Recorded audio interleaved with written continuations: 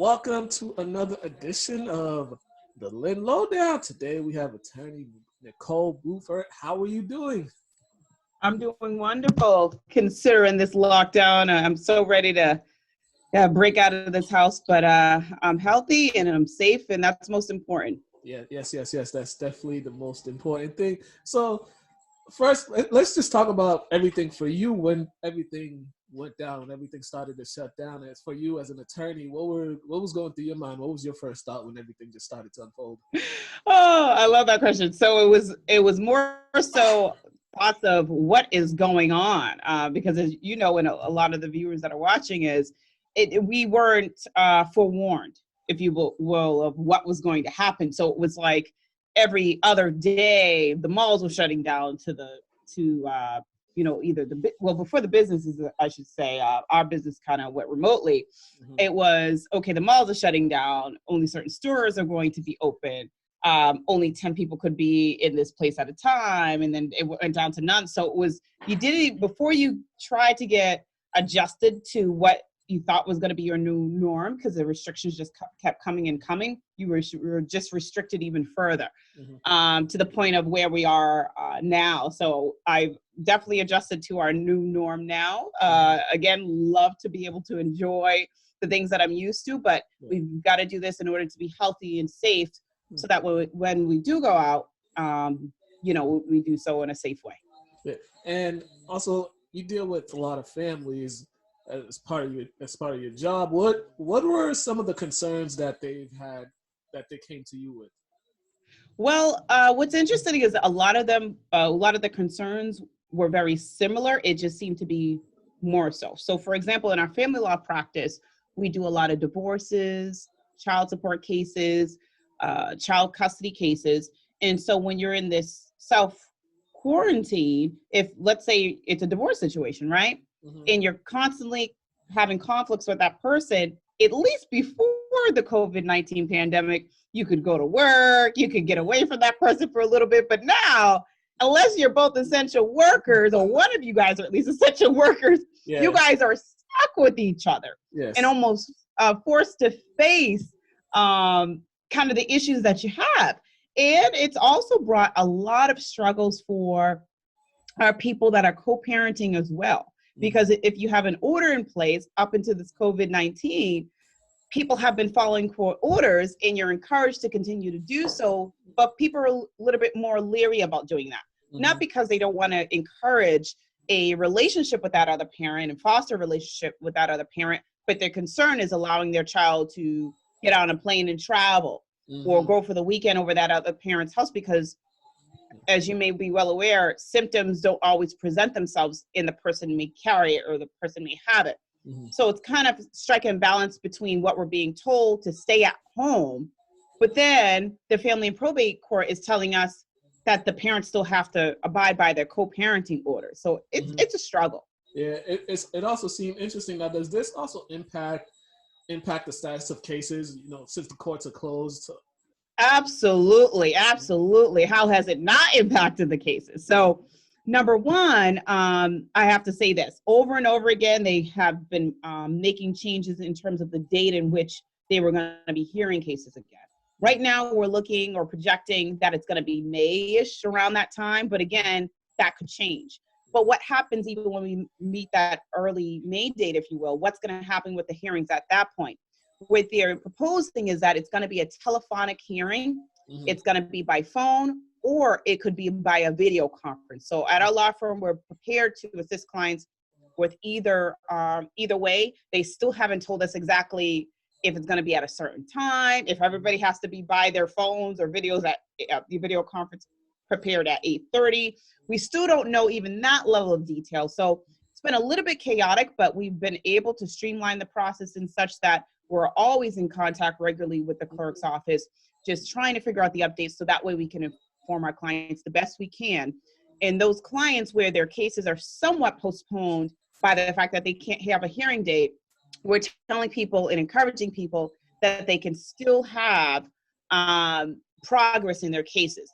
We can facilitate some negotiations, some mediations, agreements, and things like that. So us at the law firm of Nicole and Bluefort is still able to assist clients even with all of this happening, and even though their cases may not be able to be heard at the family and probate court. Is this something in the industry as well? What do you guys have to talk about as amongst lawyers? You know, it'd be, you know, every lawyer studies different has different practice, but if you were to get a group of lawyers together and ask them what is their biggest concern during this COVID-19, what would you think they would say? Right away is just surviving. So depending upon, and you said the key phrase here, it depends upon what they do. Our firm, lucky enough, handles a lot of areas. We handle family law, probate, criminal defense, things like of that nature. So those are areas of law that will be relevant and essential for whatever of what's happening in people's world, and in our world, global world. What people will always, unfortunately, go through conflicts with their spouse and perhaps want to rebuild that partnership or go their separate ways. So it will be essential in that way. Unfortunately, crime has been going up. There's been issues with landlord-tenant because if you think about it, people have lost jobs or been laid off, and it's totally been out of their control. So what does that lead to? Keeps going up too. And the rents are going up. Yeah. So not to digress here, get off track here. So I guess it's just, do they have the means to keep themselves afloat? Are they prepared how are they prepared to be visible? So maybe if they're in an area of law that people are not really interested in maybe pursuing at the moment, what's going to happen when they are in need? Are people going to remember them? So that, I guess what I'm saying, in other words, is marketing. How can they keep themselves open to the public? They need to think about online marketing, their online strategies, their websites, is social media. How are they going to be able to survive? So I think that can be a concern for a lot of my colleagues. Again, really depending upon what it is that they practice, because I want to say a good 50 to 60% of us are still doing well with limited to no impact, but there are some, depending upon what they practice. Some people may say, I don't really need this right now. I'd rather just wait until I'm able to financially be able to afford it, versus, hey, even if you were financially impacted, if you're getting charged with something serious, you'll find a means of coming up with those funds to be able to get a lawyer if you need one. Yeah, and you just hit on it a little bit. The real estate, that industry, the housing industry, that's taking a big impact, and you with so many residents and tenants. Some landlords, they don't care if you're not working, they still want the rent. Some may still work with them, understanding the situation. It's kind of a slippery slope here because so many people depend on their jobs, but they can't go in, and then now it's impacting how they're gonna live. Yeah, well, thankfully for that, Governor Baker just recently passed a bill, which I think strikes their balance, because, yeah, you're right. If tenants are affected, landlords are affected. If landlords are affected and the house is foreclosed on, then the tenants will have a place to stay. So with the bill that Governor Baker just passed, it addresses, I think, very, very well the issues for both landlords and tenants. Does it need, in ways, can it be a little bit better? Yes, but you know what? I think we have to think positively that this is a step in the right direction. So essentially what this bill does is that landlords can no longer are banned from doing notice to quits. So notice to quit is the very first step of legal action that a landlord needs to take in order to evict someone. So someone can't go directly to the court, they have to do a notice to quit. Either a 14-day notice to quit for non-payment of rent, or a 30-day for some other cause because of the lease or something like that. So neither of those notice to evictions can they do. So no more notices to quit. And then they can't even do, on top of that, the next step, filing with the court. And that's at least for the next 120 days or 45 days after the COVID-19 emergency ban is lifted. And how does that work for landlords? If they can't do notice to quits for non-payment of rent, legitimate reasons, because they need to pay their mortgages, how the bill is also addressing the landlord situation is that they are banning foreclosures. Okay. So if the landlords, the property owners, can't pay their mortgage, then they're banning foreclosures as well. And that's also for the 120 days or 45 days, whatever comes first after the lift of the ban. The only concern that I think that the Governor Baker or perhaps the representatives might have thought about, but just didn't get passed in the bill is, this does not mean this cannot come back to bite you. This is temporary alleviating of the financial hardship. So I think it's necessary, but I don't want them to think it's, you don't have to pay this at all. Yeah. So this, although this alleviates you now, what happens when you're on the hook for, let's say it's a mortgage payment of $2,000 a month, right? Yeah. You could be looking at $8,000. You could be looking at $12,000. How are you going to pay that if for the next 3 to 4 months, yes, you didn't have to pay it? And I forgot to mention this is also a plus about the bill that they did a really good job on. There's no more late fees either that can accrue, and the creditors cannot basically notify the credit bureaus, which can really be a huge ding if you're ever late for like a mortgage payment. They can't do that either. So it won't have that lasting negative impact on your credit score. But again, I think and I hope they will be able to address this issue about how do you even catch up from that. So I'd argue that my hopes is that legislature will think of maybe forgiving some of these payments for the tenants, which the landlords would then be concerned because they're owed these rent payments per the lease. But then I think the landlords would feel a lot better if they knew that their mortgage payments on their end were relieved altogether as well, that they don't even have to pay it in the future. I think that might be the right angle, but at least we've got some immediate relief. So as soon as that legislature just passed, it went into immediate effect.